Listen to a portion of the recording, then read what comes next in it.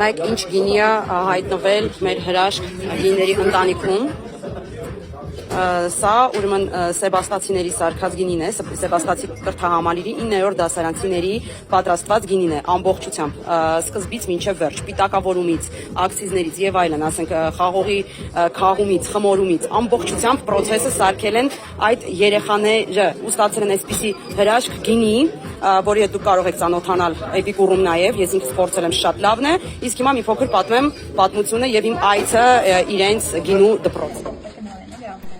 Ահա, մենք այցելեցինք գինու եւ խաղողի դպրոց, որը գտնվում է Մխիթար Սեբաստացու անվան քոլեջում, որտեղ 9-րդ դասարանից երեխաները որպես ընտրովի գործունեություն կարող են ընտրել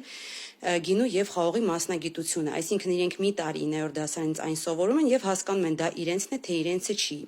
Այստեղ իրենց մառանն է, որտեղ հրաշք գինի է պատրաստվում։ Ինչպես տեսնում եք, գինին պատրաստում են ամբողջությամբ, սկզբից մինչև վերջ, նույնիսկ տեխնիկական հարցերը, պիտակավորում եւ այլն, երեխաները,